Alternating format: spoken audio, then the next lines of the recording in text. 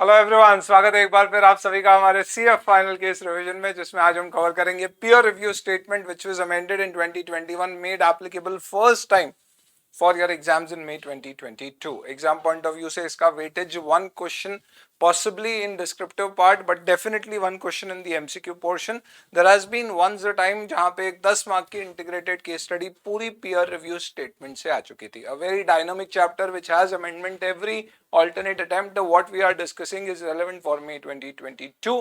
In fact, recently just on 11th of April 2022, Institute has published a revised rollout for peer review statement, and that would be something which would be additionally relevant for November 2022 students. However, that's a very small nominal amendments in terms of the date that should not really affect this particular discussion otherwise for November 2022 students substantially. But what we are discussing is absolutely 100% applicable for May 22. नवंबर 22 के लोग भी इसे refer कर सकते हैं, subject to the amendment which we are going to share later, a very nominal one. चलिए दोस्तों, तो इसी के साथ शुरुआत करते हैं हमारे डिस्कशन की। सबसे पहले आप देख लीजिए कि एग्जाम में ये कैसे पूछा गया है। तो not that this one of the most frequently asked chapters, but yes, इसके साथ में क्वालिटी रिव्यू चैप्टर होता है। ये आपका चैप्टर 17 आईसीआई के मॉड्यूल का है। चैप्टर 17 में पीयर रिव्यू या क्वालिटी रिव्यू दोनों में से एक क्वेश्चन आप डिस्क्रिप्टिव में एक्सपेक्ट कर सकते हैं हियर एंड देयर, क्योंकि पीयर रिव्यू में अमेंडमेंट हुआ है तो that is more important possibly for the fourth coming attempt. तो इन चार्ट से हम इसको रिवाइज करेंगे दोस्तों। पीयर रिव्यू में I have been on the board of the peer review trainers of ICI and I have also taken sessions to train chartered accountants. एकदम बुजुर्ग chartered accountant को train किया आपके भाई ने दोस्तों। Any which ways, I don't know what training did I give there, but yes, I have been associated with this forum of ICI very actively. Let's come into the peer review chapter. सबसे पहले अपने को एक चीज समझना है दोस्तों, दिमाग में एक फंडे को एकदम क्लियर कर लेने का है। ये peer review अल्टीमेटली है क्या? बोलते हैं सीए का ऑडिट सीए करेगा तो उसको पीयर रिव्यू बोलेगा। तो सबसे पहली बात, ऑडिट शब्द यूज ही नहीं करना, पूरे चैप्टर में कहीं आता ही नहीं है। आता है तो आता है एग्जामिनेशन या रिव्यू, नो ऑडिट। छोड़ो इन टेक्निकल बातों को, पहले मुद्दे की बात समझो। पीयर रिव्यू का मतलब है कि अपना भाई चार्टर्ड अकाउंटेंट भाई अपना काम कभी अच्छे से नहीं करे। क्यों अच्छे से नहीं कर रहा है? अरे डायनामिक बिजनेस एनवायरनमेंट है यार, चीजें बदलती रहती है, तो हो सकता है कि कहीं उससे कोई भूल चूक लेनी देनी हो गई हो। तो क्यों ना उसी का एक भाई सीए भाई आए और उसके वर्क को रिव्यू करे, और रिव्यू करके उसको बताए यार देख तेरी ये गड़बड़ है, इसको सुधार ले, और थोड़ा समय दे और वो सुधार ले। फिर एक फॉलो ऑन ऑडिट करे और बोले वाह यार सही कर दिया बॉस तूने, और फिर उसे एक सर्टिफिकेट दे दिया जाए कि तेरी फर्म पीयर रिव्यू हो चुकी है। कितना सही होगा ना ऐसा। इस पाक उद्देश्य से, इस पावन सोच के साथ पीयर रिव्यू स्टेटमेंट को डिवाइस किया गया। तो फर्स्ट एंड फॉरमोस्ट आपकी लैंग्वेज कहीं पे भी इन्वेस्टिगेटिव फॉर्म की नहीं होना चाहिए। This is not quality review, this is peer review. Peer review के अंतर्गत essentially speaking the ICI has made a peer review board, non standing committee of the institute. ये पीयर रिव्यू बोर्ड अपने अंदर peer reviewers को empanel करती है।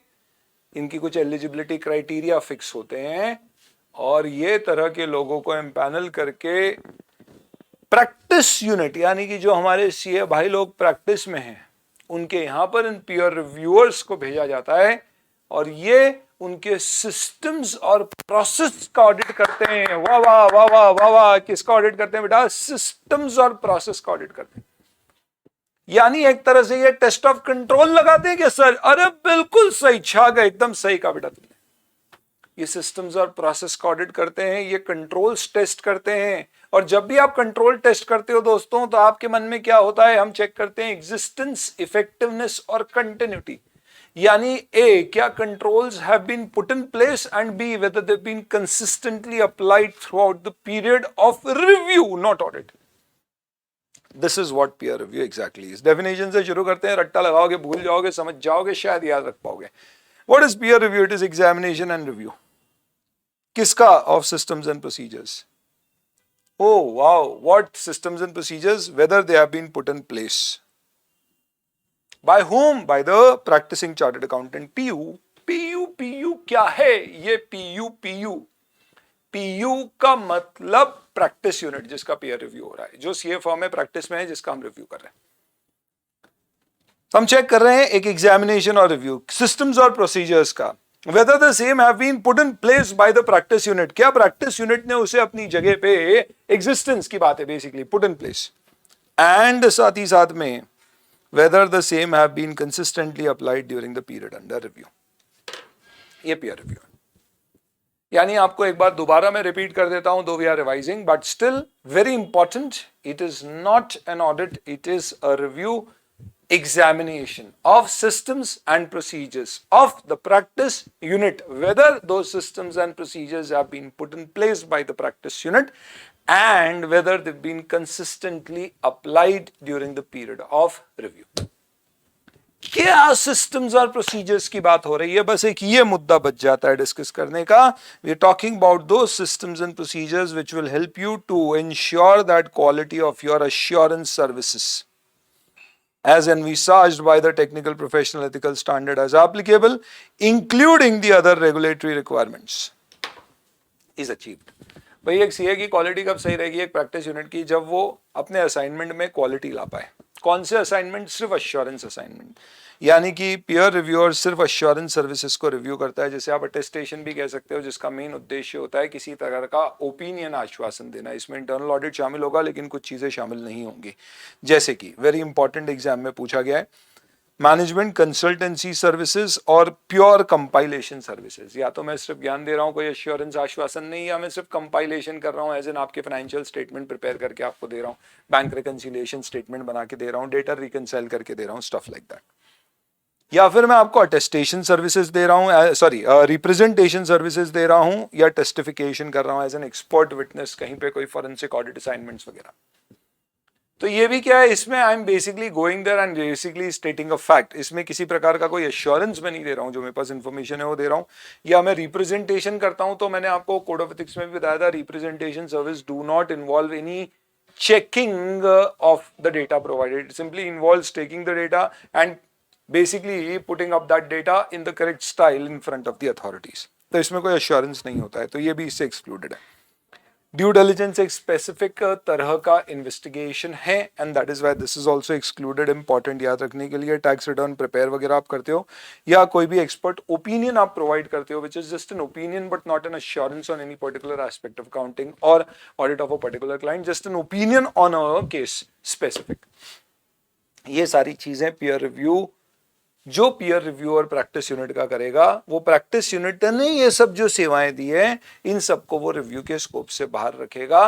तो इसके अलावा क्या बचेगा? बेसिकली स्टैट्यूटरी ऑडिट्स, एक्सटर्नल और इंटरनल, अटेस्टेशन सर्विसेज, जहां बेसिकली आप किसी प्रकार का आश्वासन दे रहे हो, अश्योरेंस जिसे हम. तो it is only for those assurance services we are talking about what, कि हमारे एश्योरेंस सर्विसेज की क्वालिटी आए. अब क्वालिटी कब माना जाएगा? आएगी क्योंकि ये तो सब्जेक्टिव टर्म है. सब्जेक्टिव का मतलब क्या होता है? Something which is dependent on the opinion of certain person. तो इस पर्टिकुलर केस में हम क्या कर सकते हैं? We can define certain standards.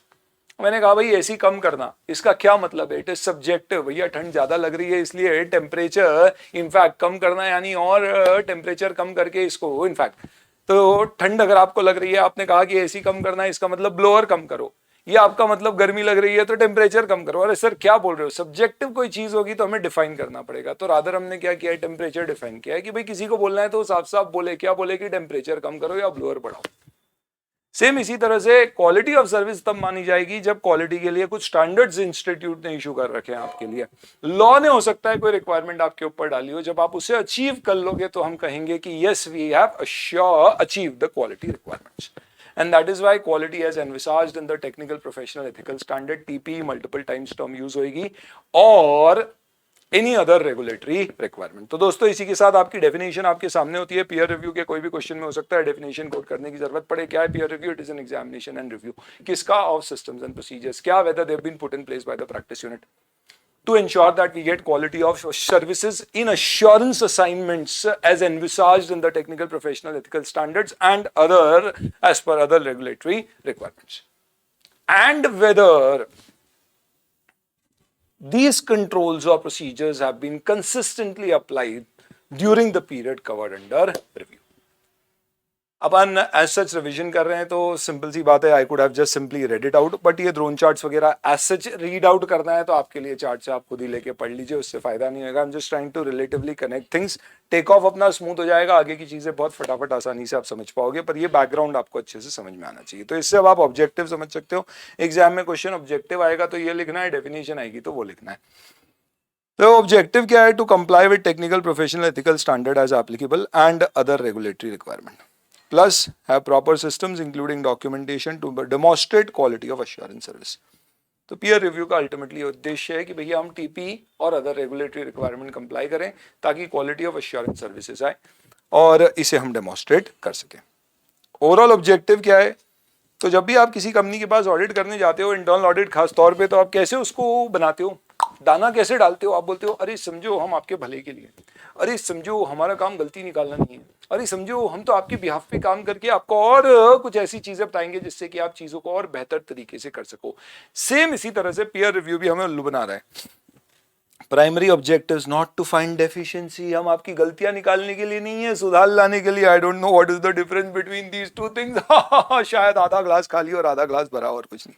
Next, to ensure adherence to various statutory and regulatory requirements and to recommend measures to improve procedures. तो हमें बताना है भाई बहुत सारी लीगल रिक्वायरमेंट्स आपके ऊपर है, हम इसलिए रिव्यू करके इंश्योर करेंगे कि आप उन सबका पालन कर रहे हो या नहीं कर रहे हो। नहीं कर रहे हो तो हम आपको रिपोर्ट करेंगे ताकि आप चीजें इंप्रूव कर सको। To identify and address patterns of non compliance, तो हम individual instances of non compliance नहीं देखते। तो सर आप ऐसी बातें कर रहे हो कि पीयर रिव्यू सिस्टम्स और प्रोसीजर्स का audit it's like a test of control, तो क्या पीयर रिव्यू और एक्चुअल में जिस पर्टिकुलर पीयू को ऑडिट करेगा, ओ सॉरी एग्जामिनेशन करेगा, क्या उसके रिकॉर्ड चेक नहीं करेगा? बिल्कुल करेगा। उसने जिन क्लाइंट का ऑडिट किया है वो उसके रिकॉर्ड्स मंगाएगा, वर्किंग पेपर उठाएगा और वर्किंग पेपर देखेगा और देखेगा क्या एसएस का कंप्लायंस हुआ है, क्या सारे के सारे अकाउंटिंग स्टैंडर्ड्स का कंप्लायंस हुआ है, क्या गाइडेंस नोट, क्या स्टेटमेंट यानी क्या टीपी और अदर रेगुलेटरी रिक्वायरमेंट्स का कंप्लायंस हुआ है। तो वो ये जब देख रहा है तो उसका उद्देश्य ये देखना नहीं है कि ऑडिट सही हुआ है या नहीं, उसका उद्देश्य ये देखना है कि अगर ऑडिट सही नहीं हुआ है तो इसका मतलब कहीं आपके कंट्रोल में कहीं कोई खामी तो नहीं है। उसे लगता है एक आध जगह कहीं कोई मिस्टेक हो गई है, पर ऐसा नहीं है कि this is something which is a systemic failure. Peer review अपनी रिपोर्ट में नहीं देगा, he will only report systemic issues. That means his objective is to report where there are patterns of non compliance and not to identify isolated cases of engagement failure. बहुत बढ़िया बेटा, बहुत बढ़िया। And next, it is primarily directed towards ensuring as well as enhancing the quality of audit and assurance services of CN practice. Our objective peer review is not basically to initiate disciplinary actions against you, but to identify where improvement is required and suggest measures for it so that you can then accordingly improvise things, and then we'll do a follow-on review and then we'll ensure that you've really done things well. तो ध्यान रखना दोस्तों, peer review में अगर कहीं कोई modified report बनती भी है तो इससे कोई डिसिप्लिनरी एक्शन इनिशिएट नहीं किया जाएगा, रादर आपको समय देंगे इंप्रूव करने का और एक फॉलो ऑन ऑडिट करेंगे। तब तक आप चीजों को वापस से प्रॉपर कर लीजिए, और कर लिया तो फिर it's all okay, otherwise then in that case then it will become a case of disciplinary action. I hope this is very clear and we are all on the same ground. और इसके साथ अपन बाकी definitions देख लेते हैं। Member मतलब हमारा CA. Peer review period 3 साल का होता है। कौन से 3 साल? तो अगर आपने peer review let's say for example start किया in the month of May 2022, तो पिछले 3 फाइनेंशियल ईयर्स का पीयर रिव्यू होगा। इसका मतलब आपके फाइनेंशियल ईयर मार्च 22, मार्च 21 और मार्च 20, यानी कि 19, 20, 20, 21, 21, 22, ये 3 फाइनेंशियल ईयर्स होंगे। लेकिन इसके साथ अगर मई 2022 में पीयर रिव्यू हो रहा है तो मार्च 2022 से मई जब तक पीयर रिव्यू हो रहा है ये वाला पीरियड भी पीयर रिव्यू में कवर किया जाएगा। Next, practice unit firm of chartered accountant या इंडिविजुअल मेंबर अगर वो इंडिविजुअली प्रैक्टिस कर रहा है which is subject to peer review. Reviewer the person as in the member, तो रिव्यूअर हमेशा एक व्यक्ति होगा, it will not be a firm, जिसको अपॉइंट किया गया बोर्ड के द्वारा to do review of a practice unit. Obviously you will have to get yourself empanelled with the board. जब भी बोर्ड शब्द यूज किया जाए इस पूरे चैप्टर में तो इसका मतलब है peer review board always. Reviewer जाएगा तो उसका अपने साथ में आर्टिकल लेके नहीं जाएगा, उसकी तो आदत सी पड़ गई है, कभी अकेला जाता ही नहीं है। हमारा सीए भाई तो साथ में उसको आर्टिकल लगता ही है। तो आप सोचो दोस्तों, एक सीए का ऑडिट सारी एग्जामिनेशन एक आर्टिकल करेगा तो कैसा लगेगा। तो इसके लिए अगर रिव्यूअर चाहे तो जा सकता है, पर अपने साथ में सिर्फ एक क्वालिफाइड असिस्टेंट ले जा सकता है। क्वालिफाइड मतलब उसका मेंबर होना जरूरी है, और असिस्टेंट मतलब उसकी रिलेशनशिप हमारे साथ या तो पार्टनर की या फिर फुल टाइम पेड एम्प्लॉय की होना चाहिए, अदरवाइज हम उसको नहीं ले जा सकते, because the whole essence is that you are basically checking the work of a CA firm और a chartered accountant. So he's an associate of the reviewer who's either a partner or a paid assistant and obviously has to be a member. अरे ये TP क्या है? ये TP technical professional ethical standard में सारे ICI के accounting standard आएंगे, MCA के अकाउंटिंग स्टैंडर्ड और इंडेस आएंगे इन केस ऑफ कंपनीज, एंगेजमेंट और क्वालिटी कंट्रोल स्टैंडर्ड्स आ जाएंगे, सारे statement, guidance note, statement on internal audit, guideline, notification जो भी रेलेवेंट है ये सब, प्लस इनके जो फ्रेमवर्क आते हैं, जैसे अभी conceptual framework of India for financial statement as per Ind AS आया, या framework for financial statement as per AS हुआ करता था, ऑल दैट स्टफ. और इसके अलावा जो भी रेलेवेंट स्टैच्यू के प्रोविजंस है जैसे शेड्यूल 3 वगैरह जो उस एंगेजमेंट के लिए एप्लीकेबल होगा, ये चीजें 6 मिला के टेक्निकल प्रोफेशनल एथिकल स्टैंडर्ड्स कहलाएंगे.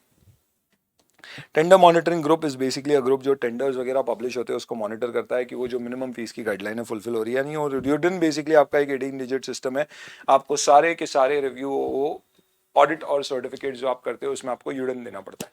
ये कैसे काम आएगा? तो काम इसका ये होगा कि जो पीयर रिव्यूअर जाता है रिव्यू करने के लिए किसका, पीयू का, प्रैक्टिस यूनिट का, तो वो प्रैक्टिस यूनिट ने इन पिछले पीयर रिव्यू पीरियड यानी 3 साल में जो जो काम किए हैं, एश्योरेंस सर्विसेज दिए हैं, वो उसकी लिस्ट मांगता है. अगर आप चाहो तो उसको यूडन जो इशू किए उससे क्रॉस चेक कर सकते हो कि भैया हमें तो बताया तुमने एश्योरेंस इतनी सारी दी है पर यूडन तो इससे ज़्यादा निकल के आ रहे थे, इसका मतलब तुमने और भी कुछ एश्योरेंस दी है जो तुम हमसे छुपा रहे हो. तो यूडन होता बेसिकली क्या है, आपको एक बेसिकली आईसीआई ने एक सिस्टम बना रखा है जिसके अंतर्गत आप कोई भी statement as in a certificate और अश्योरेंस रिपोर्ट देते हैं तो उसके लिए आपको एक unique document identification number generate करना पड़ता है, जिसमें आपको किस कैटेगरी का आपका सर्टिफिकेट या रिपोर्ट ओपिनियन है उसके बेसिस पे आपको कुछ इन्फॉर्मेशन देना पड़ेगी, like profits paid up, capital etcetera, stuff like that of the company, and then you will get a unique number which you will have to put it up on your report. So you obviously know this particular fact, but in case if you not, wonderful, that's what we have covered. चलिए, this is basically all about coverage. Now let's come to the important discussion which is coverage. सबसे पहली बात दोस्तों, coverage की अगर बात करें तो पहले लेवल 1 2 3 3 लेवल्स हुआ करते थे और अब 2 ही है. वाह, इसका मतलब आपको याद एक ही रखना पड़ेगा. क्यों? क्योंकि बाकी सारे 2 में आ जाते हैं. तो 2 इज द रेसिडुअरी क्लॉज, उसमें क्या आएगा, ये और बाकी सब कवर्ड है. अब एक चीज समझ लो, जो अमेंडमेंट हुआ है दोस्तों उसके अंतर्गत अब हर सीए फर्म का पीयर रिव्यू अनिवार्य हो चुका है. 2002 से पीयर रिव्यू स्टेटमेंट आ चुका था भारत में, एनरॉन हुआ यूएस में, उसके बाद से शुरू हो गया था, धीरे धीरे इवॉल्व हुआ. पहले कुछ एंटिटीज को कवर करते थे, फिर औरों को कवर किया, बहुत बार इसको रिवाइज किया गया. नफरा आने से पहले रिवाइज किया गया कि भाई नफरा मत लाओ, नहीं माना इंस्टीट्यूट. अभी आईआईए आया, उसमें भी हमने कहा कि भैया आईआईए से रिलेटेड इनफैक्ट जो डिसिप्लिनरी एक्शंस में जो अमेंडमेंट किए गए, सी अमेंडमेंट बिल कहना चाहिए, उसके लिए भी आईसीआई ने बोला पीयर रिव्यू को और स्ट्रॉन्ग कर रहे हैं. बट खैर सरकार मान नहीं रही अलग, पर अभी आज की तारीख में हर प्रैक्टिस यूनिट का पीयर रिव्यू होगा.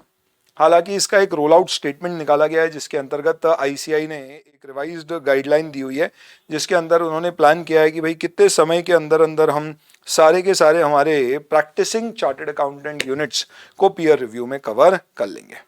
सो that is something which is going to come in times to come. If you just want to have a look at it, I can show you. So this is basically your ICI website, and here peer review mandate rollout, and this is the latest rollout 11th April 2022, जिसमें deadlines दी गई है कि हम सारे practice unit को cover कैसे phase wise starting from 1 April 2022 to 2025 तक सबको कवर करने की बात करते हैं. मई 22 के लिए इसका कोई रेलेवेंस नहीं है, just chuck it off and let's move it further. आपको लेवल 1 ध्यान रखना है, ये लेवल 1 यूनिट्स हैं, इनका पीयर रिव्यू आपको कंपलसरली 3 साल में कराना पड़ेगा. इसका मतलब इनके हर साल के असाइनमेंट्स पीयर रिव्यू में कवर जाएंगे, क्योंकि आज पीयर रिव्यू हुआ पिछले 3 साल का, फिर 3 साल बाद कराओगे तो पीयर रिव्यू पीरियड हर केस में 3 साल ही होता है, तो वापस से हो जाएगा. कौन से यूनिट होते हैं? तो एक चीज समझिए, मैं किसकी बात कर रहा हूं, वो सीए फर्म की जिसका पीयर रिव्यू हो रहा है. तो अब आप समझ लो पहले डिफरेंस क्या है. मैं एक एम्पैनल्ड पीयर रिव्यूअर हूं, इंडिविजुअल, तो आईसीआई मुझे भेजेगा अलग अलग प्रैक्टिसिंग फर्म्स के या इंडिविजुअल मेंबर्स के यहाँ पे उनका पीयर रिव्यू करने के लिए. उन फर्म्स और मेंबर्स को प्रैक्टिस यूनिट कहा जाता है. कौन सी फर्म को आप ज़्यादा फ्रीक्वेंटली रिव्यू कराना चाहेंगे, तो फर्म की पहचान उसके क्लाइंट से होगी। इसका मतलब आप किस तरह के क्लाइंट्स का ऑडिट करते हो उसके बेसिस पे डिफाइन करेंगे कि आप लेवल 1 हो या 2 हो। 1 हो तो आपकी frequency every 3 years you have to get a peer review done, else every 4 years you have to get a peer review done. तो आपकी कैटेगराइजेशन प्रैक्टिस यूनिट की होगी based on the clients you audit. Number 1, if you have undertaken audit of a listed enterprise, you have to get a peer review done। हालांकि यहाँ पे सेबी की loader के अंदर कहा गया है कि लिस्टेड एंटिटीज का ऑडिट सिर्फ वही सीए फर्म करेगी जिसका पीयर रिव्यू हुआ है और उसका पीयर रिव्यू सर्टिफिकेट वैलिड है। तो पीयर रिव्यू सर्टिफिकेट 3 साल के लिए वैलिड रहता है। तो जैसे ही आपके 3 साल कंप्लीट होंगे you will again have to get a peer review done. और क्योंकि अब सेबी की रिक्वायरमेंट है and this is one particular place in fact for the moment only place where it mandates कि भैया पीयर रिव्यू नहीं हुआ है सीए का तो वो ऑडिट कर ही नहीं सकता है। तो उस लॉजिक से लिस्टेड एंटिटी के केस में पीयर रिव्यू हुआ है तो ही आप की फर्म लिस्टेड एंटिटी का ऑडिटर अपॉइंट की जा सकती है। नेक्स्ट, अगर आप असेट मैनेजमेंट कंपनी या म्यूचुअल फंड का ऑडिट कर रहे हैं, ये सब कौन सी बात हो रही है? Statutory audit of the company, not the branch, company. तो ये इस केस में भी सिमिलरली अगर आप स्टैट्यूटरी सेंट्रल ऑडिटर हैं, सेंट्रल ऑडिटर यानी कि बैंक्स और इंश्योरेंस कंपनी में हो सकता है कि एक सेंट्रल ऑडिटर हो और ब्रांच के ऑडिटर अलग हो, जैसे एसबीआई स्टैट्यूटरी ब्रांच ऑडिटर या डिविजनल ऑडिटर कहा जाता है। तो अगर आप सेंट्रल ऑडिटर हो बैंक या इंश्योरेंस कंपनी के तो फिर आपका पीयर रिव्यू लेवल 1 एंटिटी की आप प्रैक्टिस यूनिट हो, यानी आपका effectively every year you will have to get the peer review done. इसके अलावा any entity preparing financial statement as per Ind AS, simple बोल दिया भैया अगर आप इंडेज फॉलो कर रहे हो तो आपको पीयर रिव्यू कराना ही पड़ेगा। और इस कारण से हो सकता है किसी क्वेश्चन में आपको इंडेज की एप्लीकेबिलिटी ध्यान में रखना पड़ेगी। इंडेज की एप्लीकेबिलिटी आ रही है अगर कंपनी के ऊपर तो ऑटोमेटिकली वो रिव्यू हर साल, इनफैक्ट उसके सारे साल रिव्यू में होंगे या वो लेवल 1 प्रैक्टिस यूनिट माना जाएगा, ऐसा है। ये जितनी भी चीजें अपन ने डिस्कस करी, इनके अलावा कोई भी बॉडी कॉर्पोरेट इंक्लूडिंग ट्रस्ट जिसे पब्लिक इंटरेस्ट एंटिटीज में कवर किया जाता है या माना जाता है। पब्लिक इंटरेस्ट एंटिटी की डेफिनेशन नहीं दी है पीयर रिव्यू स्टेटमेंट में, तो आप यूं समझ लो नफरा जिन बॉडीज को कवर करता है वो पब्लिक इंटरेस्ट एंटिटीज। तो नफरा की बॉडीज में बेसिकली कवर होती है लिस्टेड एंटिटीज, पब्लिक कंपनीज जिनमें 500 हजार करोड़ की लिमिट है, पेड अप कैपिटल, बोरिंग्स और टर्नओवर, या फिर आपकी bank, insurance, electricity special act के द्वारा गवर्न करती हुई कंपनियां, उनकी सब्सिडरी, एसोसिएट, जेवीज, तो वो आपका नफरा है। Rule 3 under section 132 of companies act. तो क्योंकि यहाँ डिफाइन नहीं है तो नॉर्मली उन्हें पब्लिक इंटरेस्ट एंटिटीज माना जाता है। अगर आप उसको ऑडिट कर रहे हैं तो then in that case also अगर आप ऐसी एंटिटी का ऑडिट कर रहे हो तो आपकी CA firm level 1 practice unit मानी जाएगी। ये अपन ने एज सच डिस्कशन में कितने पॉइंट्स कवर कर लिए? First AMC, second listed entities, third public interest entities, fourth indices में covered entities, fifth central statutory auditor of banking और इंश्योरेंस कंपनी। यहाँ पे कोई लिमिट प्रिस्क्राइब नहीं है, नेचर ऑफ एंटिटी के बेसिस पे आपका क्लासिफिकेशन हो रहा है एज लेवल 1 प्रैक्टिस यूनिट। अब बाकी की कुछ लिमिट्स अपन देखते हैं जहां पे कुछ लिमिट्स प्रिस्क्राइब की गई है। क्या? Entity which has raise fund from public bank, public financial institution of more than 50 crore. और एक और लिमिट है where you have raised funds by way of donations और कंट्रीब्यूशन। आपके आईसीआई के मॉड्यूल में इसको 2 लिमिट की तरह दिया गया, मैंने कंबाइन करके एक कर दिया, बिग डील। तो 50 करोड़ से ज्यादा अगर आपने क्या किया है, फंड्स रेज किए, वेदर थ्रू बोरोइंग्स और basically through donations, whether through bank और through public, in that case you will get covered under level 1। वापस से रिपीट कर रहा हूं, किसने रेज किए हैं? एक कंपनी ने जिसका मैं ऑडिट कर रहा हूं, तो मैं वो प्रैक्टिसिंग चार्टर्ड अकाउंटेंट या फर्म लेवल 1 कहलाऊंगा। तो ये मेरे क्लाइंट्स की बात हो रही है कि मेरे क्लाइंट ऐसे। सेकेंड, एक सीए फर्म एक ऐसी एंटिटी का ऑडिट या एश्योरेंस सर्विसेज देती है जिसकी नेटवर्थ 100 करोड़ से ज्यादा है या टर्नओवर 250 करोड़ या उससे ज्यादा है। कुछ जगह प्रॉब्लम ये है कि लिमिट जो दी गई है वो मोर देन इक्वल टू है, कुछ जगह मोर देन है, जैसे कि यहाँ पे मोर देन 50 करोड़ है, ये मोर देन 100 है, लेकिन ये मोर देन इक्वल टू 250 है। स्ट्रेंज है, पर अब ऐसा ही है। तो आपके क्लाइंट का टर्नओवर 250 करोड़ या उससे ज्यादा है, या फिर उसकी नेटवर्थ 100 करोड़ से ज्यादा है, तो उस केस में आप सीए फर्म लेवल 1 है। एंटिटी फंडेड बाय सेंट्रल और state government of more than 50 crore, तो ये डोनेशन वाला पॉइंट आ गया एक तरह का। तो कोई गवर्नमेंट स्कीम में आपके पास फंडिंग आई है 50 करोड़ से ज्यादा, तो ये सिमिलर पॉइंट है। NBFC having deposits of 100 crore और अबव,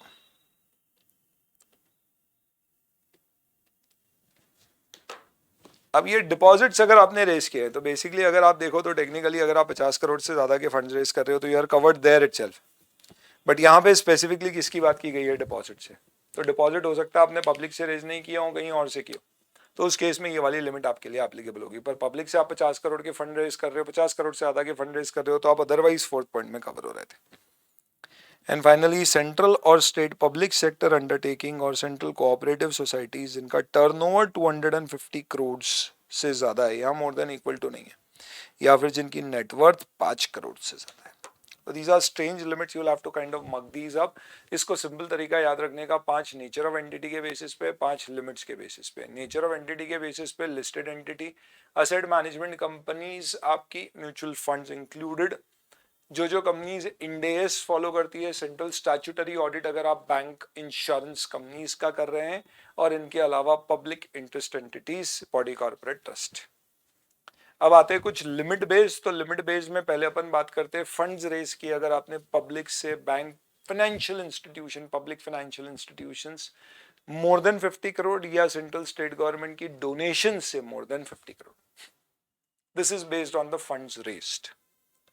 या फिर एनबीएफसीओ और मोर देन 100 करोड़ के आपने डिपॉजिट्स रेज किए, तो in case of NBFC it is more than equal to 100 crore. ये फंड्स रेज्ड के बेसिस पे हो गया। And then we have basically based on net worth and turnover. तो अगर आपकी पर्टिकुलर कंपनी का टर्नओवर 250 करोड़ या उससे ज्यादा है, या फिर आपकी नेटवर्थ मोर देन 100 करोड़ है, बट यहीं अगर वो सेंट्रल स्टेट पीएसयू या कोऑपरेटिव सोसाइटी है, तो टर्नओवर मोर देन 250 करोड़ और नेटवर्थ सिर्फ 5 करोड़ से ज्यादा, देन इन दैट केस आपका अगर ये क्लाइंट है तो आप लेवल 1 प्रैक्टिस यूनिट कराएंगे, बाकी सारे लेवल 2 कहलाते हैं। लेवल 2 का 1 in 4 ईयर होना है, और इसके थ्रू आप क्या कर सकते हैं, देख सकते हैं लेवल 2 में क्या क्या आ सकता है। तो everything else is level 2, that's basically it. फिर भी कुछ चीजें डिफरेंट की गई है। Applicability will be based about period, और ये आपको असाइनमेंट कब देखने हैं, तो जो भी पीयर रिव्यू का पीरियड है, यानी पिछले 3 साल में कभी भी आपने इनमें से कोई क्लाइंट का ऑडिट किया, एक भी ऐसा आपका क्लाइंट हुआ, तो आप लेवल 1 हो जाओगे। इनके अलावा अगर चाहें तो कोई भी स्यू मोटो अप्लाई कर सकता है कि भैया मेरा पीयर रिव्यू कर दो, आ बैल मुझे मार, बहुत अच्छा लगता है, कोई मुझे ऐसे, तो अपन बुलवा के पीयर रिव्यू करा सकते हैं। ऐसा नॉर्मली कब कराओगे, जब आपको आगे जाके कोई लिस्टेड एंटिटी वगैरह का ऑडिट करना है। तो बोर्ड के पास कोई इन्फॉर्मेशन टिप आती है तो वो स्पेशल केस रिव्यू भी करा सकता है ऑफ एनी प्रैक्टिस यूनिट, और फिर उस पर्टिकुलर केस में वो उसके पावर में होगा उसे क्या करवाना होगा। स्यू मोटो आप अप्लाई कर सकते हैं। अगर स्यू मोटो अप्लाई किया तो ध्यान रखना 30 दिन के अंदर अंदर बोर्ड की जिम्मेदारी होगी कि आपका पीयर रिव्यू ऑर्गेनाइज करके आपको देगा। पीयर रिव्यू बोर्ड काउंसिल का अप्रूवल लेके इन क्राइटेरिया को समय समय पर बदल सकता है, और अभी अपन ने रोल आउट देखा, उसके अंतर्गत पीयर रिव्यू बोर्ड ने काउंसिल की परमिशन लेके वो रोल आउट निकाला है। कोई चाहे कम इंटरवल्स में पीयर रिव्यू करवाना, जैसे कि 4 साल में हो रहा है, आप चाहते हो 3 साल में कराना, तो आपके पास वो ऑप्शन भी होगा। ध्यान रखिएगा पीयर रिव्यू की जो फीस होती है वो डिसाइड करती है बोर्ड, लेकिन उसको पे करना होता है प्रैक्टिस यूनिट को। ये सारा का सारा discussion statement on peer review के बेसिस पर हो रहा है, और ध्यान रखिएगा कि इसे आईसीआई ने डीम्ड गाइडलाइन, यानी काउंसिल की जनरल गाइडलाइन जो होती है, इसे डीम गाइडलाइन माना है। यानी अगर पीयर रिव्यू स्टेटमेंट कोई भी सीए फॉलो नहीं करता है तो माना जाएगा कि उसने आईसीआई की गाइडलाइन फॉलो नहीं करी है, और इसलिए वो शेड्यूल 2 पार्ट 2 क्लॉज 1 के अंतर्गत contravening any provisions of the act, regulations और गाइडलाइन में गिल्टी पाया जाएगा, just in case if you don't do the peer review right. Scope of peer review पे आते हैं, क्या क्या चीजें कवर होगी। तो अपन ने ये तो पढ़ लिया सिर्फ एश्योरेंस एंगेजमेंट कवर होगी, और उसके अंतर्गत क्या क्या चीजें चेक करते हैं। और इस सर ये क्या सवाल है, तो दोस्तों एक बात बताओ, जब आप पीयर रिव्यू करोगे तो क्या पीयर रिव्यू में आप सिस्टम्स चेक करोगे? जी सर, सिस्टम्स और कंट्रोल्स का ही एग्जामिनेशन करना है, यही आपने पढ़ा है, हम समझ गए इसको। अच्छा, इसके अलावा वो सब चेक करोगे क्या, कुछ एक्स्ट्रा चीज है, जैसे कि स्टाइपेंड आर्टिकल कुछ समय पे दिया या नहीं, या उससे काम वो करा रहे हैं जो कराना चाहिए, उसके अलावा तो नहीं करा रहे। तो क्या किया हमने, बोला यार सिस्टम प्रोसीजर्स ही चेक कराने हमें, ताकि क्वालिटी आ रही है या नहीं ऑडिट या एश्योरेंस सर्विसेज की वो देख ले हम। बट इसके अलावा स्पेसिफिकली कुछ इंपॉर्टेंट चीजें हमें लगता है कंप्लायंस चेक कराना है, तो वो ऐसी इंपॉर्टेंट चीजें आपके ऊपर थोप दी गई है, किसके ऊपर, पीयर रिव्यूअर के ऊपर, कि यार तू अलग से इन चीजों को चेक कर लेना।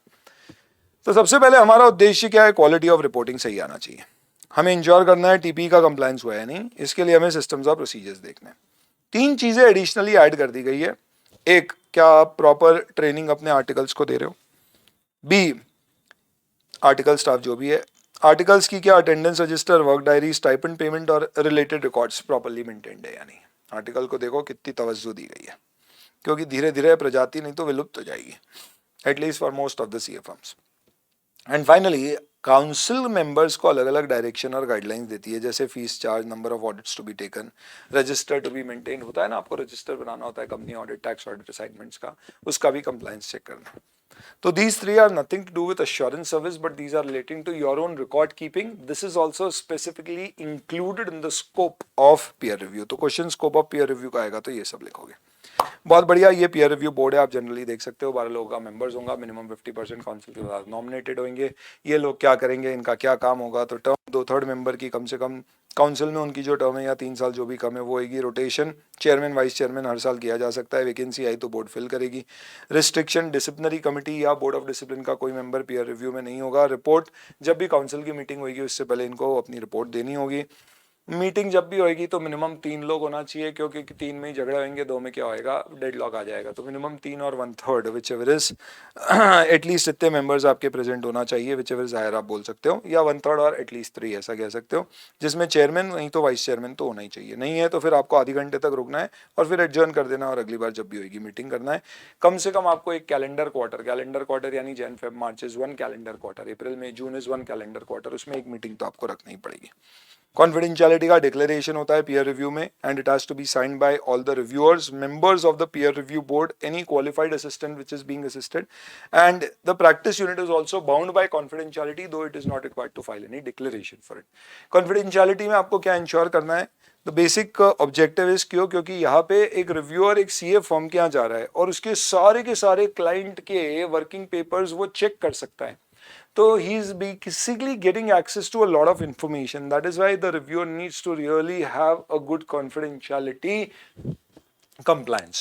For that, it is said that all times you will have to preserve and aid in preserving secrecy of any matter arising in performance or assistance of performance, directly or indirectly related to the process and conduct of peer review. Simple. Again, you shall not make use of or disclose the contents of review report or any confidential information about the process of review as required by board or council. अगर आपने ऐसा किया तो इसे professional misconduct माना जाएगा। इसके लिए एक डिक्लेरेशन ऑफ कॉन्फिडेंशियलिटी साइन किया जाता है। कौन करता है ये, रिव्यूअर और क्वालिफाइड असिस्टेंट, एंड बोर्ड के पास फाइल किया जाता है। All members of the board also are required to sign the declaration of confidentiality. तो सिर्फ प्रैक्टिस यूनिट से डिक्लेरेशन नहीं साइन कराते, बाकी सबसे साइन कराते हैं। बाकी सब यानी members of the peer review board, qualified assistant and the peer reviewer himself. Next, eligibility to be a reviewer. कौन हो सकता है रिव्यूअर? सर आप भी हो क्या? मैं पीयर रिव्यूअर नहीं हूँ दोस्त, मैं पीयर रिव्यू का ट्रेनर हूँ, तो मेरी यहाँ पे कहीं कोई मेंशन ही नहीं है। एनी विच वेज, तो इनफैक्ट मैं I used to take training pre covid times.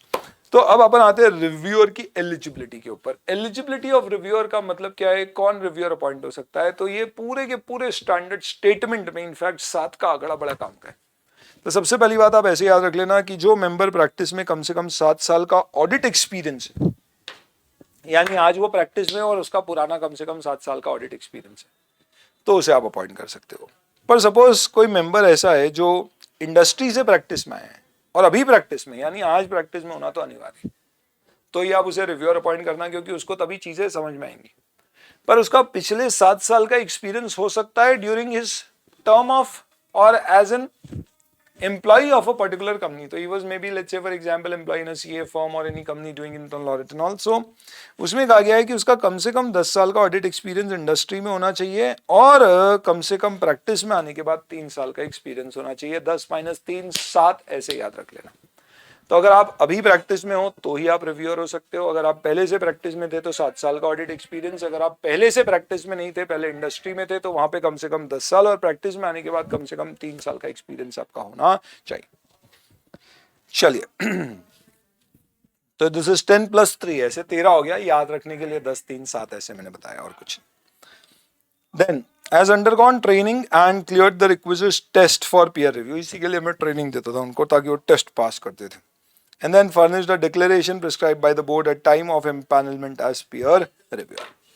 तो बेसिकली आपको एक डिक्लेरेशन देना पड़ती है कि भैया मैं पीयर रिव्यू करने के लिए तैयार हूं, मैं I will abide by with all the provisions of the peer review statement and I will comply with the peer review board requirements plus a declaration of confidentiality. तो ये 2 अलग अलग डिक्लेरेशन है जो आपको साइन करनी।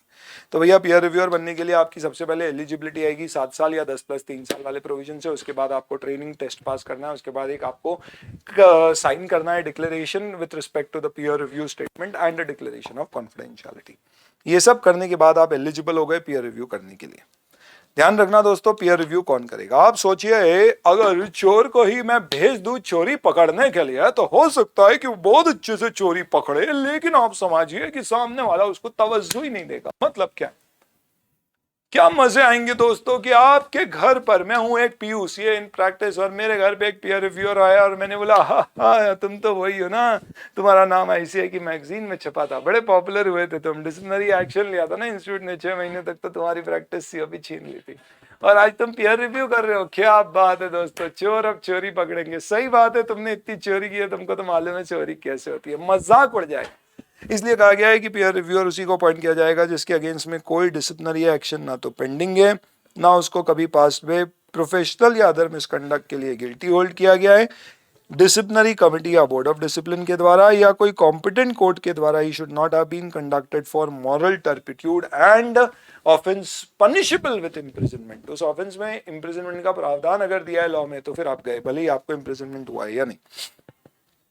प्लस हो सकता है आपने ऐसा भी सोचा हो, जिस दिन आपके आर्टिकलशिप का 108 फॉर्म भराने गए हो तब उस दिन आपके सीए ने आपको खूब प्रताड़ित किया हो, छुट्टियां डाली हो और आपको लगा हो ये हमारे साथ गलत हो रहा है और इसका प्रतिशोध हम लेंगे। उस दिन से हम आज तक प्रतिशोध की आग में जल रहे थे, हमने सीए पूरा किया, हमने इसके बाद सीओपी ली और हम सिर्फ एक दिन का इंतजार कर रहे थे कि किसी एक दिन मैं बनूंगा पीयर रिव्यूअर और जाऊंगा उसी सीए का पीयर रिव्यू करने और फिर एक ऐसी रिपोर्ट बनाऊंगा कि जीवन भर याद रखेगा कि उसने गलत आदमी से पंगा लिया। ऐसी प्रतिशोध की आग में मत जलना आर्टिकल, क्योंकि साफ साफ कहा गया है कि जहां पर आपने आर्टिकलशिप करी थी उस पार्टनर उस प्रैक्टिस यूनिट का आप क्या नहीं कर सकते। तो जिस भी आपने कोई प्रैक्टिस यूनिट के किसी पार्टनर के अंदर आर्टिकलशिप किया तो उस प्रैक्टिस यूनिट का पीयर रिव्यू नहीं करोगे। प्लस कोई भी कॉन्फ्लिक्ट ऑफ इंटरेस्ट अगर आपका आता है then in that case you should not do the peer review of that entity as an आपकी रिलेटिव है या कोई ऐसा है तो। साथ ही साथ में जिस भी आपने एंटिटी का पीयर रिव्यू प्रैक्टिस यूनिट का पीयर रिव्यू करोगे उससे पिछले 2 साल में और अगले 2 साल में, तो ये अमेंडमेंट है, पहले सिर्फ 2 साल होता था, अब साफ साफ लिखा गया है कि आपने आज पीयर रिव्यू किया है तो आज से पहले 2 साल और आज के बाद के 2 साल तक आप उससे कोई असाइनमेंट नहीं लेंगे। नहीं तो मालूम पड़ा आपने बोला चल रिपोर्ट तेरी इसी बना देता हूँ, तेरे फायदे की बना देता हूँ, पर तू मुझे तेरा कोई असाइनमेंट आउटसोर्स कर देना, तो वो अलाउड नहीं। ठीक है, दिस इज एक ज्ञान गणित की बात है कि भैया पीयर रिव्यू का अपना स्पेशल सिग्निफिकेंस है और बहुत अच्छी चीज़ है। क्यों? क्योंकि कोई डिस्टर्बेंस नहीं है, आप अपना ऑडिट चलते रहो, फर्म चलती रहेगी और साथ साथ में ही हो जाएगा। साथ ही साथ में क्योंकि बिजनेस एनवायरनमेंट चेंज हो रहा है तो इसके लिए हमें पीयर रिव्यू कराना चाहिए, हम अपडेटेड रह सकें। एक सेटिस्फैक्शन भी आपको मिलेगा कि भाई आप अपना काम अच्छे से कर रहे हो, और peer review will be endorsement of the fact you are doing your work well. First line of defence, कल दिन अगर आपके ऊपर कोई इंक्वायरी आई तो बोल सकते हो मेरी फर्म पीयर रिव्यूड है, इसलिए चांसेस कम है कि भैया हमने कोई गड़बड़ करी हो। और ऐसे भी ये मैंडेटरी है बिकॉज आईसीआई अपनी एसेट्स क्रेडिट बनाना चाहेगा और आप देखते हैं इसके लिए हम पीयर रिव्यू को मैंडेटरी रखना चाहिए। हालांकि इन सब के बाद भी पीयर रिव्यू की अपनी लिमिटेशंस है, तो there are inherent limitations. Reviewer conducts review as per statement of peer review, it does not और may not disclose all weakness in compliance with technical, professional, ethical standards and maintenance of quality of assurance services. As we do selective tests, there are inherent limitations. Hence, you can say that there could be departures of system which may not get detected out of peer review. This is basically a limitation of any kind of examination or review which also exists in case of peer review. ये जितनी चीज़ें इनसे associated जो जो question exam में RTP MTP में कहीं पे भी पूछे गए नीचे दिए हुए हैं, ये आप खुद रेफर कर सकते हैं। ऑब्लिगेशन क्या होगी, सिंपल सी बात है भैया, पीयर रिव्यूअर की ऑब्लिगेशन क्या होगी, रिव्यूअर की ऑब्लिगेशन होगी कि वो अपना काम as per peer review statement करे, प्रॉपर क्वालिटी के साथ करे। इंपॉर्टेंटली किसी प्रकार का कोई एक्सट्रैक्ट वो क्लाइंट की फाइल से नहीं ले, जो देखना है वहीं देखे, देख के वहीं काम करे और चले जाए। कोई फोटोकॉपी वगैरह नहीं ले सकता, फोटो नहीं खींच सकता। टाइम फ्रेम में काम करें और प्रॉपर डॉक्यूमेंटेशन वगैरह बनाए। ध्यान रखना कि अगर पीयर रिव्यू बोर्ड चाहे तो पीयर रिव्यू से रिव्यू खत्म होने के 18 महीने के अंदर अंदर उसके डॉक्यूमेंटेशन मांग सकती है, आपको देना पड़ेगा। हो सकता है आपने पढ़ा हो डॉक्यूमेंट मेरी प्रॉपर्टी होती है, वर्किंग पेपर मेरी प्रॉपर्टी है, मेरी इच्छा होगी तो दूंगा तो नहीं दूंगा, पर अगर आपके असाइनमेंट में पहले से बोल दिया गया है कि भैया आपको पीयर रिव्यू बोर्ड को डॉक्यूमेंट देना पड़ेंगे और उसके शर्त में ही आपने पीयर रिव्यू एक्सेप्ट किया है, तो ऑब्वियस सी बात है रिव्यूअर को देना पड़ेगा। मैं रिव्यूअर की बात कर रहा हूँ। प्रैक्टिस यूनिट की क्या जवाबदारी होगी, सिंपल सी बात है, सारी इन्फॉर्मेशन दे, कोई एक्सप्लेनेशन चाहिए दे तो जो जो असिस्टेंस चाहिए वो दे, और कोई भी इंफॉर्मेशन और मैटर जो लेजिबल फॉर्म में नहीं है, हिंदी इंग्लिश के अलावा लिखा गया है, तो उसको आपको ट्रांसलेट करके देना पड़ेगा किसको, पीयर रिव्यूअर को। एक क्वालिफाइड असिस्टेंट आप ले जा सकते हो, बस एक सीए होना चाहिए। डिसिप्लिनरी एक्शन उसके अगेंस्ट भी कभी लिए नहीं जाए हों या उसके अगेंस्ट कोई डिसिप्लिनरी कंडक्ट के या वो कभी गिल्टी नहीं पाया गया उसका खुद का भी कॉन्फ्लिक्ट ऑफ इंटरेस्ट नहीं होना चाहिए, इंडिपेंडेंस उसकी भी होना चाहिए उस प्रैक्टिस यूनिट के साथ जिसके यहाँ पर आप उसे लेके जा रहे हो पीयर रिव्यू कराने के लिए। तो डिस्क्वालीफाइड नहीं होना चाहिए भाई, डिक्लेरेशन ऑफ कॉन्फिडेंशियलिटी ये भी साइन करेगा, सीए होना चाहिए, साथ ही साथ में आपका पार्टनर या पेड असिस्टेंट होना चाहिए। बोर्ड को भी बताना पड़ेगा और प्रैक्टिस यूनिट को भी बताना पड़ेगा एडवांस में कि भैया मैं ये असिस्टेंट लेके आ रहा हूँ। और ध्यान रखना बोर्ड और प्रैक्टिस यूनिट से ये डायरेक्टली बात नहीं करेगा, सिर्फ आपसे बात करेगा। तो आप इसे नहीं बोल सकते तू आईसीआई के पास ये रिपोर्ट भर दे या प्रैक्टिस यूनिट से तू डायरेक्ट बात कर ले, मीटिंग तू कर ले, नहीं, वो सिर्फ हमारे को सपोर्ट करेगा। प्रैक्टिस यूनिट या बोर्ड उससे बात भी नहीं करेगी, उसको इग्नोर मारेगी, इग्नोर। चल then what is the review process. तो रिव्यू का प्रोसेस बेसिकली कहा गया है कि आप कोशिश करें cooperate to complete within 60 days from the date of selection of the peer reviewer. तो प्रोसेस क्या होता है, 4 स्टेप्स में होता है। सबसे पहले अपन क्या करते हैं, पीयर रिव्यूअर सिलेक्ट करते हैं। तो एक बार सिलेक्शन होएगा पीयर रिव्यूअर और प्रैक्टिस यूनिट का, फिर उसके बाद प्लानिंग करते हैं अपन कि कब करना है, किस दिन जाके अपने को एग्जामिनेशन करना है, और फिर वहां जाके एग्जीक्यूशन होता है। क्या जाना जरूरी है, अपन बात करेंगे। रीसेंट क्लैरिफिकेशन आया है इसका, हो सकता है एग्जाम के लिए काम आ जाए। और फिर रिपोर्टिंग। सिलेक्शन कैसे होएगा, तो सबसे पहले प्रैक्टिस यूनिट के पास एक लेटर आएगा जिसमें लिखा होगा, जान के तुम्हें बड़ी खुशी या शायद बहुत दुख होगा कि तुम्हारी प्रैक्टिस यूनिट को अनलकी ड्रॉ में सिलेक्ट किया गया है। ड्रॉ नहीं निकलता है भैया, सबका कराना ही है। तो एक स्टेटमेंट आ जाता है साल के शुरू में कि भैया आपके इस साल आपके प्रैक्टिस यूनिट का क्या कराया जाएगा, पीयर रिव्यू कराया जाएगा। तो आपके पास जैसे ही स्टेटमेंट आएगा तो आपको क्या किया जाएगा, एक डिटेल डिक्लेरेशन कम क्वेश्चनर फॉर्म अप्रूव करके फिल करने के लिए दिया जाएगा, जो आपको 7 दिन के अंदर अंदर करना है। और आपको 3 रिव्यूअर के ऑप्शंस दिए जाएंगे जिसमें से किसी एक को आपको कबूलना है, तीनों को नहीं कबूल लेना। हाँ। तो सबसे पहले आपके पास प्रैक्टिस यूनिट के पास एक इंटीमेशन आया कि भैया आपको सिलेक्ट किया गया है पीयर रिव्यू के लिए। उसमें एक डिटेल डिक्लेरेशन कम क्वेश्चनर फॉर्म दिया जाएगा बोर्ड के द्वारा, जिसको प्रैक्टिस यूनिट को पूरा फिल करके देना पड़ेगा, जिसमें आपने क्या असाइनमेंट किए पिछले 3 सालों में, ऐसी सब डिटेल्स उसमें ली जाती हैं। और ये आपको 7 दिन के अंदर अंदर सबमिट करना है बोर्ड को। साथ ही साथ में 3 रिव्यूअर के नाम बोर्ड प्रैक्टिस यूनिट को रेकमेंड करेगी और प्रैक्टिस यूनिट को 7 दिन के अंदर अंदर उन 3 में से किसी एक नाम पे सहमति देनी। जिसको आपने सिलेक्ट किया है बोर्ड उसे इंटीमेट करेगी और उस व्यक्ति को भी 7 दिन में सहमति देनी। तो पहले बोला आपका पीयू में सिलेक्शन हुआ, ये क्वेश्चनर भरो, आपने क्वेश्चनर 7 दिन में भर के भेज दी। फिर आपको बोला चलो इन 3 में से एक रिव्यूअर एक्सेप्ट करो, आपने 7 दिन में रिव्यूअर एक्सेप्ट कर लिया। जिसको आपने एक्सेप्ट किया उस रिव्यूअर को मैंने बोला सुन पीयर रिव्यूअर काम आया है तेरे लिए, तुझे इसका रिव्यू करना है, वो 7 दिन में अपनी एक्सेप्टेंस दे देगा। यानी अब मियाँ बीवी रिव्यूअर और प्रैक्टिस यूनिट राजी हो चुके हैं, तो अब प्लान किया जाए पीयर रिव्यू। अब किसके बीच बात होना शुरू हो जाना चाहिए, पीयू और पीआर के बीच में। अब प्रैक्टिस यूनिट और पीयर रिव्यूअर आपस में बात करेंगे। तो जब रिव्यूअर की कंसेंट बोर्ड के पास आ गई तो बोर्ड अपने हिसाब से पीयू को बताएगी और 2 दिन के अंदर अंदर जो कंप्लीट क्वेश्चनर है जो उसने पहले बोर्ड को दी थी, वो क्वेश्चनर उसे अब पीयर रिव्यूअर को भेजना है। साथ ही साथ में अगर कोई पीयू के अगेंस्ट में प्रोसीडिंग चल रही है या कोई क्वालिफाइड असिस्टेंट जो प्रैक्टिस यूनिट में काम कर रहे हैं उनके अगेंस्ट में कोई प्रोसीडिंग चल रही है by any regulatory monitoring enforcement body, कब? During the period of 3 financial year preceding the period of review और एनी टाइम देयर आफ्टर। यानी अगर मई 22 में रिव्यू हो रहा है तो अप्रैल में 22 प्लस पिछले 3 फाइनेंशियल ईयर में कोई भी प्रोसीडिंग प्रैक्टिस यूनिट या उसके कोई भी यूनिट के क्वालिफाइड असिस्टेंट जो यहाँ पे उनके यहाँ पर कोई भी CA फुल टाइम प्रैक्टिस में फुल टाइम एम्प्लॉय है उनके अगेंस्ट चल रही है, तो वो सारी इंफॉर्मेशन और क्वेश्चन है 2 दिन के अंदर अंदर आप उसको दो। पीयर रिव्यू बोर्ड अगर चाहे तो यूडिन डायरेक्टरेट से जितने यूडिन उस प्रैक्टिस यूनिट ने निकाले हैं वो रिव्यूअर के साथ शेयर कर सकते ताकि क्रॉस चेक कर लो आप इंफॉर्मेशन। अब पीयर रिव्यूअर सबसे पहले लिस्ट देखेगा और लिस्ट देख के पहले ही फील जे बहुत काम है यार इसके पास, तो इतने सारे क्लाइंट है, बहुत काम कर रहा है। अच्छा, इसमें सब नाम आएगा, क्लाइंट का नाम, nature of assurance you have given, fees charge सब दिया रहता है। तो पहले वो जे फील करेगा, फिर वो उसमें से सिलेक्ट करेगा कि यार चलो इनमें से मैं इनका क्या करूंगा, रिव्यू करूंगा।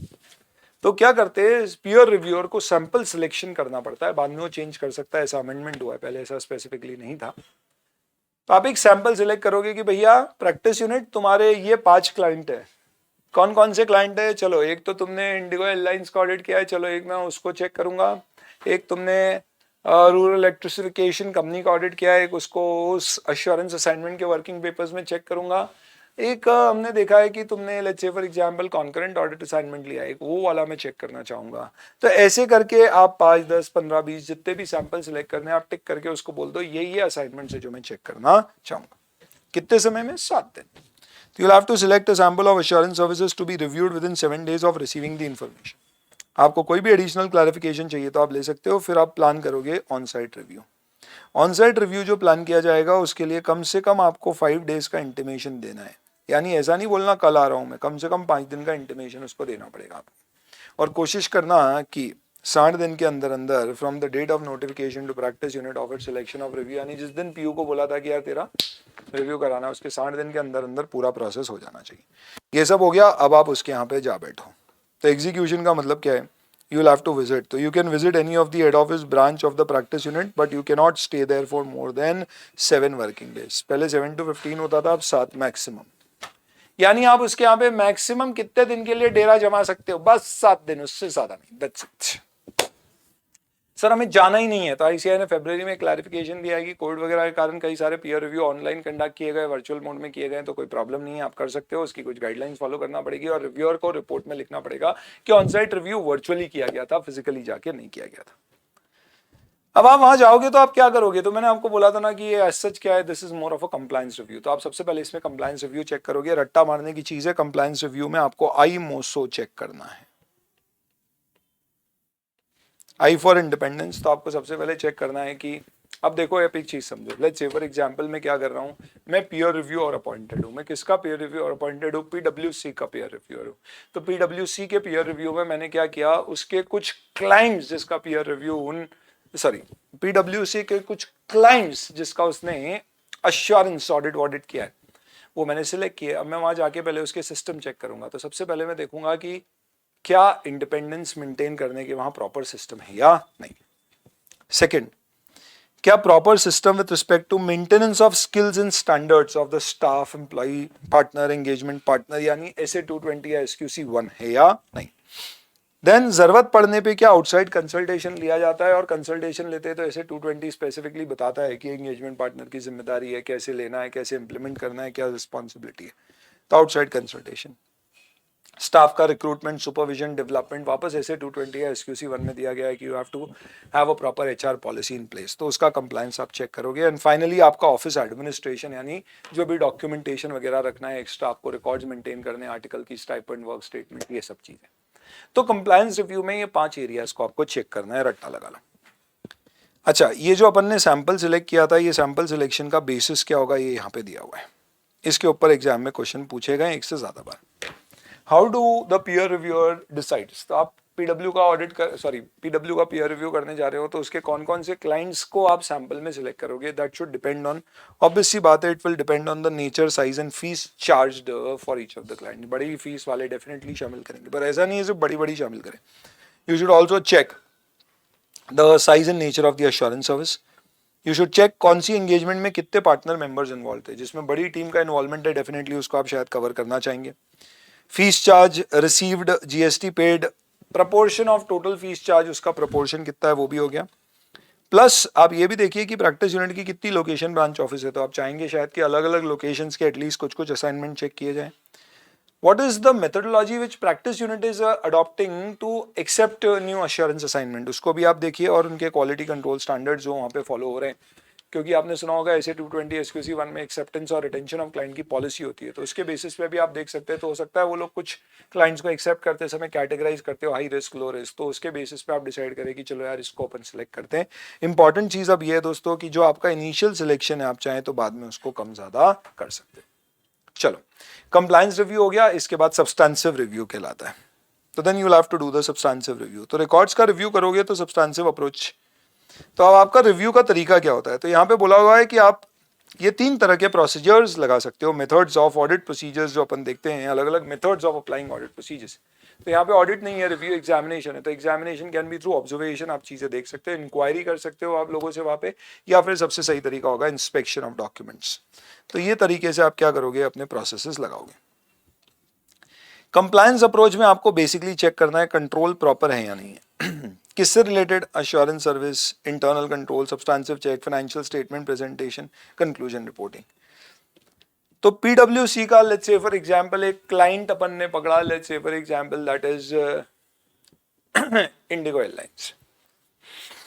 तो मैं ये चेक करूंगा कि यार इंडिगो एयरलाइंस ऐसे जो भी आपके क्लाइंट होते हैं उनमें आप क्या internal control, test of control कैसे लगाते हो, सब्सटेंशियल प्रोसीजर्स कैसे लगाते हो, फाइनेंशियल स्टेटमेंट का प्रेजेंटेशन चेक कराए या नहीं कराए, आपने जो कंक्लूजन रिपोर्ट बनाई है क्या वो आपके वर्क के बेसिस पे है या नहीं, आपका इसका सिस्टम है या नहीं, ये सब चेक करने का है। नॉर्मली एंगेजमेंट पार्टनर रिव्यू के दौरान भी चेक करता है ये सब चीज़। और फिर आप क्या करो, आप वर्किंग पेपर्स मंगा लो किसके, तो जैसे आपने इंडिगो एयरलाइंस क्लाइंट सिलेक्ट किया है पीडब्ल्यू का, तो इंडिगो एयरलाइंस की वर्किंग पेपर फाइल मंगा लो पीडब्ल्यू की, और उसको पलटा पलटा के इंस्पेक्ट करके देखो कि क्या सारे टेक्निकल प्रोफेशनल एथिकल स्टैंडर्ड का कंप्लायंस हुआ है, और क्या अदर रेगुलेटरी रिक्वायरमेंट पूरी हुई है, और क्या क्वालिटी ऑफ रिपोर्ट जो बनाई गई है वो प्रॉपर है। कैसे देखोगे, फाइंडिंग्स क्या थी, मिस स्टेटमेंट कहाँ मिले, क्या उनको वो रिस्पॉन्ड प्रॉपरली किया या नहीं किया, स्टफ लाइक दैट। तो रिपोर्टिंग पे आऊँ उससे पहले मैं आपको अप्रोच समझाता हूँ। हमारे पीयर रिव्यूअर की अप्रोच क्या होना चाहिए जब वो रिव्यू करेगा, तो उसका नजरिया क्या होना चाहिए। तो देखो नजरिया कैसा है, सबसे पहले आप क्या करो, आप अपना स्कोप समझ लो। तो पीयर रिव्यू स्टेटमेंट या एंगेजमेंट लेटर से आपको समझ में आएगा कि भैया आपको रिव्यू क्या करना है। फिर आप ये डिसाइड कर लो आपकी सैंपल साइज कितनी होगी, नंबर ऑफ एश्योरेंस असाइनमेंट कितने हैं जिसको आप रिव्यू करना चाहते हो। उसके बाद में आप अगर उनके पास डॉक्यूमेंटेड चीजें नहीं है तो आप उनसे इंक्वायरी कर लो कि भैया आप कैसे कोई असाइनमेंट को एक्सेप्ट करते हो या रिजेक्ट करते हो। तो पीडब्ल्यू तुमने इन क्लाइंट्स का ऑडिट एक्सेप्ट किया नहीं किया, तो उसका बेसिस क्या है, उससे मेरे को समझ में आएगा कि मैं मेरे सैंपल को रिव्यू करूं क्या।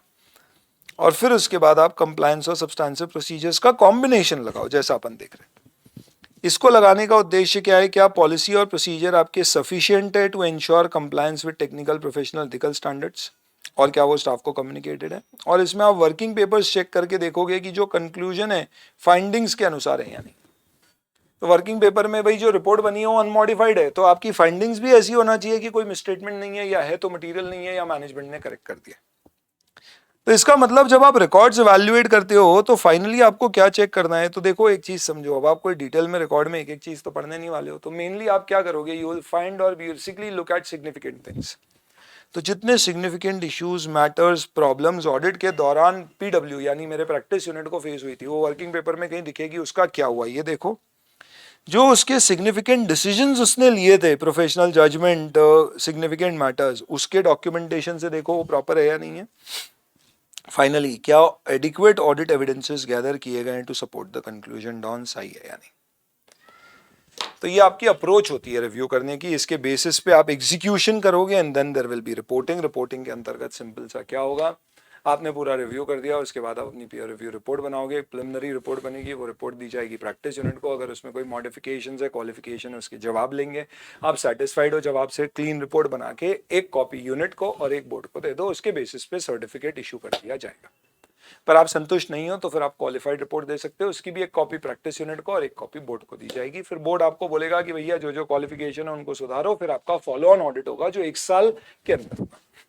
तो फॉलो ऑन ऑडिट 1 साल पहले नहीं होगा, 1 साल के बाद होगा, लेकिन अगर बोर्ड चाहे तो उस टर्म को कम करके 6 महीना कर सकती है, पर मिनिमम 6 महीने का समय प्रैक्टिस यूनिट को देंगे सुधारने के लिए। फिर फॉलो ऑन ऑडिट की भी रिपोर्ट मॉडिफाइड आई तो फिर डिसिप्लिनरी एक्शन लेने की बात हो सकती है। तो ये पूरा प्रोसेस होता है दोस्तों जो पीयर रिव्यू रिपोर्ट का होता है, which I have just quickly explain. इसमें टाइमलाइंस आपको सिर्फ ये ध्यान रखनी है कि अगर आपको रिपोर्ट दी है तो जो आपको क्वालिफिकेशंस दिए हैं प्रिलिमिनरी रिपोर्ट में उसकी 5 दिन के अंदर अंदर आपको जवाब देना पड़ेगा। अनमॉडिफाइड रिपोर्ट आई तो आपको बोर्ड 3 महीने के अंदर अंदर सर्टिफिकेट दे देगी। सर्टिफिकेट में वैलिडिटी पीरियड होगा कि ये सर्टिफिकेट कितने साल तक वैलिड है, जो 3 साल के पीरियड के लिए होगा। कोविड में हालांकि कई सारे एक्सटेंशंस दिए गए थे लेकिन अगर मॉडिफाइड रिपोर्ट है तो फिर आपको सर्टिफिकेट नहीं मिलेगा। तो आपको रीजन दे दिए जाएंगे कि भाई सर्टिफिकेट इसलिए नहीं दे रहे क्योंकि रिपोर्ट मॉडिफाइड है, और फॉलो ऑन ऑडिट की आपको डिटेल दे दी जाएगी। ठीक है, आपको ध्यान रखना है कि अगर आपका सर्टिफिकेट एक्सपायर हो रहा है और आपका अगला पीयर रिव्यू ड्यू है तो कम से कम 1 महीने पहले आप सारी इन्फॉर्मेशन आईसीआई की ही पीयर रिव्यू बोर्ड को दे दे ताकि आपका अगला पीयर रिव्यू हो सके, क्योंकि 30 दिन के अंदर अंदर बोर्ड आपका पीयर रिव्यू ऑर्गेनाइज करता है। पीयर रिव्यू और क्वालिटी रिव्यू में क्या डिफरेंस है? एक का उद्देश्य आपके क्वालिटी रिव्यू डेफिशिएंसीज निकालने के उद्देश्य से किया जाता है, लैब्स निकालता है, डिसिप्लिनरी एक्शन लेता है। पीयर रिव्यू बेसिकली किया जाता है इस उद्देश्य से कि वो आपके सिस्टम्स को देख सके प्रॉपर है या नहीं है और सपोर्ट कर सके उसके इंप्रूवमेंट के लिए। That is basically a review of systems and procedures. Sample files are checked. You don't intend to file false but to develop effective systems.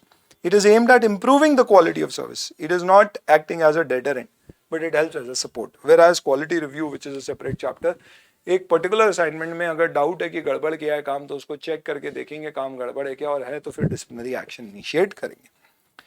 चलिए, फॉलो ऑन ऑडिट मैंने आपको बता दिया, मॉडिफाइड रिपोर्ट के केस में होगा, उसका क्या पीरियड है ये बता दिया। इन सब के अलावा एक इंडिपेंडेंस का, प्रैक्टिस यूनिट के इंडिपेंडेंस की बात करें तो जब आपको मैंने बताया था आई मोसो चेक करना है, हमें इंडिपेंडेंस देखना है, फिर हमें देखना है मेंटेनेंस प्रॉपर है या नहीं है चीज़ों का, फिर उसके बाद आउटसाइड कंसल्टेशन प्रॉपर है, स्टाफ का सुपरविजन स्किल्स डेवलपमेंट हुआ है या नहीं हुआ है, and then apart from all that एक हमारा overall management office administration proper है या नहीं। उसमें इंडिपेंडेंस जब आप चेक करोगे, कौन? पीयर रिव्यूअर, किसकी? प्रैक्टिस यूनिट की। तो क्या ध्यान रखिएगा, तो इंडिपेंडेंस और प्रैक्टिस यूनिट चेक करते समय आपको एक पॉलिसी देखना है कि भैया integrity objectivity of engagement partner और स्टाफ इंश्योर की जाती है नहीं। तो पीडब्ल्यूसी जिसका ऑडिट कर रहा है उसके क्लाइंट के साथ उसका पार्टनर, उसकी टीम इंडिपेंडेंट है यानी उसकी कोई पॉलिसी है, क्या ये पॉलिसी वेल कम्युनिकेटेड है स्टाफ मेंबर को, क्या उसका मॉनिटरिंग हो रहा है और पीरियोडिकली क्लाइंट के साथ रिव्यू हो रही है ताकि कोई भी इंडिपेंडेंस की थ्रेट है तो उसको समय पे करेक्ट किया जा सके। पीयर रिव्यू के केस में दोस्तों बहुत सारे क्वेश्चंस यहाँ पे दिए हुए हैं जिसको आप देख सकते हो, लेकिन ये इस तरह का एक पॉपुलर क्वेश्चन है जो एग्जाम में रिसेंट पास्ट में देखने को मिला है। मैं आपको अपनी क्वेश्चन बैंक से इस पर्टिकुलर क्वेश्चन को दिखाता हूँ।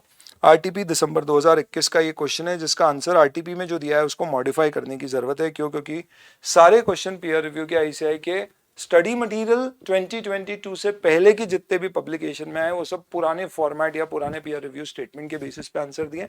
नए और पुराने में सबसे बड़ा डिफरेंस है तो एक वो planning of peer review process में है जो टाइमलाइंस है, और दूसरा पीयर रिव्यूअर की एलिजिबिलिटी में, और तीसरा प्रैक्टिस यूनिट के क्लासिफिकेशन में। वो सबसे बड़ा चेंज है, इसलिए उसको इंपॉर्टेंटली आपको फोकस करके पढ़ना चाहिए। तो यहाँ पे देखिए, कभी ऐसा क्वेश्चन आता है जिसमें आपको ये अलग अलग तरह के क्या कर देते हैं, तो ये बोलते हैं कि भैया एक प्रैक्टिस यूनिट है और वो प्रैक्टिस यूनिट के पास इस तरह के क्लाइंट है, तो इन क्लाइंट के बेसिस पे प्रैक्टिस यूनिट का क्लासिफिकेशन लेवल 1 या 2 क्या होगा ये बताओ। एमटीएन कंपनी है, ये कौन है? सीए फर्म का नाम है, सॉरी, और वो किसका, उसका क्लाइंट कौन है? तो ये सीए फर्म स्टैट्यूटरी ऑडिट एक प्राइवेट कंपनी का कर रही है जिसकी नेटवर्थ 250 करोड़ रुपीस है। तो हमने पढ़ा है 250 करोड़ उससे ज्यादा की नेटवर्क के अंतर्गत आप लेवल 1 हो जाओगे तो आपको बोलना पड़ेगा कि MTN company is a level 1 entity for peer review. GBL company ने स्टार्ट ऑडिट कंडक्ट किया है म्यूचुअल फंड का, तो नेचर ऑफ कंपनी से म्यूचुअल फंड का किया है तो लेवल 1 एंटिटी हो गई। IML Associates start audit of company registered under Section 8 of Companies Act, but is not covered under public interest entities. Okay. However, it has raised contribution of 60 crore, 50 crore से ऊपर के अगर आप कोई भी contributions raise करते हो, even with form of donations, तो level 1 entity हो जाते हो, तो ये भी level 1। BTS ने statutory audit एक unlisted public company का किया है, तो ये अनलिस्टेड पब्लिक कंपनी है तो लिस्टेड तो नहीं है, जिसकी नेटवर्थ 4 करोड़ है, तो ये डेफिनेटली हमारी जो लिमिट है नेटवर्थ की 50 करोड़ उससे 100 करोड़ की सॉरी उससे कम है, और टर्नओवर 55 करोड़ है जो 250 करोड़ से कम है। इस लॉजिक से ये लेवल 1 एंटिटी नहीं है। पर आगे कहा गया है net worth of its parent is 325 crore. ध्यान रखना दोस्तों, जो before amendment peer review statement था उसके अंदर कहा गया था कि अगर एक एंटिटी लेवल 1 है तो फिर उस केस में उसकी सब्सिडरीज को भी लेवल 1 क्लासिफाई किया जाए। यानी आप एक प्रैक्टिस यूनिट हो और एक ऐसी एंटिटी का ऑडिट करते हो जो लेवल 1 है, तो ध्यान रखना कि लेवल 1 किसे क्लासिफाई किया गया है, तो जिसका नेटवर्थ टर्नओवर ये लिमिट क्रॉस करता है वो लेवल 1 है, और कोई एंटिटी लेवल 1 है तो उसकी सब्सिडरी भी लेवल 1 हो गई। ठीक है, तो इसलिए पहले क्या होता था, कोई क्वेश्चन आता था कि जिसमें दिया जाता था कि भाई आप एक सब्सिडरी हो एक ऐसी कंपनी की जिसका let's say for example net worth 100 crore से ज्यादा है, तो क्योंकि नेटवर्थ 100 करोड़ से ज्यादा है होल्डिंग कंपनी की तो वो लेवल 1 हो गई। पर पुराने प्रोविजंस बोलते थे कि अगर कोई क्लाइंट अगर कोई की नेटवर्थ 100 करोड़ से ज्यादा है तो वो लेवल 1 हुआ, तो उसकी सब्सिडरी भी लेवल 1 एंटिटी हो जाएगी। या यूं कह लो कि अगर आप उसकी सब्सिडरी का भी अश्योरेंस सर्विसेज देने का काम कर रहे हो तो आपकी सीएफ फर्म लेवल 1 हो जाएगी। एक्चुअल में हम प्रैक्टिस यूनिट को लेवल 1 2 क्लासिफाई कर रहे हैं। अब ऐसा कोई प्रोविजन मैंने ना पढ़ाया है ना अब है, तो पीयर रिव्यू स्टेटमेंट में अब कहीं पर भी आपको लिखा जाए कि हमारा पेरेंट या सब्सिडरी ऐसा है तो उसके बेसिस पे आपका क्लासिफिकेशन चेंज नहीं होगा। तो आपको यहाँ पे क्या कहना पड़ेगा कि अगर पेरेंट की नेटवर्थ 325 करोड़ है तो हम बोलेंगे कि भैया पेरेंट की नेटवर्थ के बेसिस पे सब्सिडरी का क्लासिफिकेशन नहीं होता है। हेंस सब्सिडरी अपने आप में एक ऐसी एंटिटी है जिसका ऑडिट करने से मेरा पीयू लेवल 1 नहीं कहलाएगा। इसलिए हम ये कहेंगे कि हमारी सीए फर्म बीटीएसएन कंपनी क्या है, लेवल 2 है। बट अगर मैं इनडायरेक्टली देखूं तो क्योंकि पेरेंट की नेटवर्थ 325 करोड़ है और हमने इंडेस में अगर ध्यान दिया हो तो इंडेस कहता है 250 करोड़ से ज्यादा की जिसकी भी नेटवर्थ है उसे इंडेस फॉलो करना है, और अगर कोई कंपनी पे इंडेस लगता है तो उसकी सब्सिडरी पे भी इंडेस लगता है।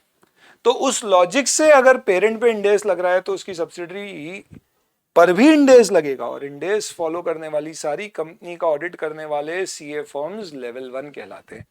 उस रिश्ते से हो सकता है बीटीएस लेवल 1 हो जाए। ऐसा कोई क्वेश्चन आईसीआई के स्टडी मटेरियल में नहीं है, ऐसा कोई क्वेश्चन आईसीआई की उसके अमेंडमेंट आने के बाद के आरटीपी एमटीपी में नहीं है। पर पुराने क्वेश्चन जो है, पुराने क्वेश्चन में कई जगह आप देखेंगे तो उन्होंने ये चीज ही डिलीट कर दी है या इग्नोर कर दिया है। बट ऑनेस्टली स्पीकिंग अगर मैं वो इनडायरेक्ट एप्लीकेशन करूं तो उस केस में मैं कह सकता हूं कि भैया फिर क्योंकि ये इंडेस फॉलो करती होगी, कौन सी एंटिटी, ये अनलिस्टेड पब्लिक कंपनी क्योंकि इसकी होल्डिंग इंडेस फॉलो कर रही है, उस रिश्ते से इसका ऑडिट करने वाला प्रैक्टिस यूनिट लेवल 1 हो जाएगा। पर क्योंकि ये एक डिराइव्ड आंसर है इसलिए आपको आंसर कंडीशनल देना चाहिए। तो आप लिखना कि ये लेवल 1 होगी अगर ये फाइनेंशियल स्टेटमेंट इंडेस से बना रही हो सकता है भैया कि ये इंडेस से नहीं बनाती हो ऐसा, हालांकि सिर्फ बैंकिंग और इंश्योरेंस कंपनी को एग्जाम्पशन है, और बैंकिंग इंश्योरेंस के आप सेंट्रल स्टैट्यूटरी ऑडिटर हो तो वो तो ऐसे ही अपने आप में आपको लेवल 1 प्रैक्टिस यूनिट बना देगा। खैर छोड़िए, इतना ज्यादा नहीं करते, तो ये पूरी डिटेलिंग आपको दी गई है। और finally TJK and associate, they have conducted statutory audit of LLP which has raised a loan of 35 crore, तो funding is less than 50 crores and loan of 10 crores from NBFC, तो मिला के भी 50 से कम है, तो इस कारण से आप लेवल 2 ही रहोगे। तो इस तरह के क्वेश्चंस दोस्तों आप एक्सपेक्ट कर सकते हो एग्जाम में, ये मैंने कवर करा दिया। इसी के साथ आपका पीयर रिव्यू स्टेटमेंट कवर हो जाता है। यही पूरा आपका अमेंडमेंट वाला पोर्शन है, क्वालिटी रिव्यू में ऐसा कोई अमेंडमेंट नहीं है। तो this completes your discussion on peer review as well. Please do it very very religiously and this is important for your May 22 exams. बहुत बहुत धन्यवाद।